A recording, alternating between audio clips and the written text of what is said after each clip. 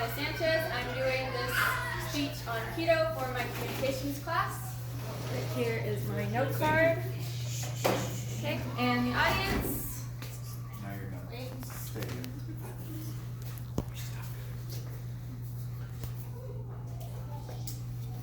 What is one thing we all wish we could do? To eat whatever we want and never gain any weight, right? I'm sure most of you have heard of the keto diet and probably even know someone who has tried it. I am a huge proponent of this diet, and having been eating this way for 3 years, I consider myself a bit of a keto expert. My goal today will not be to convince you to start this diet, but simply to inform. I will be explaining what keto is, the many health benefits of this diet, and a way I found to make keto easier. I will begin by telling you what keto is. Keto, or ketosis, is less a diet and more a state of being. When someone has entered the state of ketosis, it means that their body uses fat for energy rather than carbs. In order to do this, one must train their body by increasing their fat intake and decreasing their carb intake. This diet works because once the body knows to use fat for energy, it can begin breaking down body fat. While the body is using stored fat for energy, you don't feel hungry and therefore don't need to eat. We refer to this as fasting, which greatly speeds up weight loss. This brings me to my second point, which are the many health benefits of this diet. I have already told you about the weight loss benefit, so although there are dozens more, I will only tell you 2 others. To begin with, this diet is great for heart health. When followed closely, it increases good cholesterol and decreases levels of triglycerides.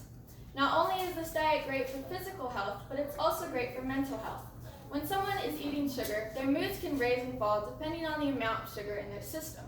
However, when you stop eating sugar, moods stabilize. This makes for a happier person overall. We refer to this as a keto high. Some diets are so difficult to follow that no matter how many benefits there are, it just doesn't seem worth it. This brings me to my third point, which are ways to make keto easier to follow.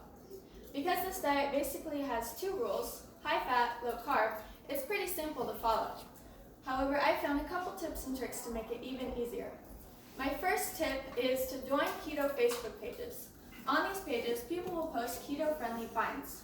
They will often post a picture of the nutritional facts as well as a description of the amount of net carbs per serving. This can save you a lot of time and heartache in the store.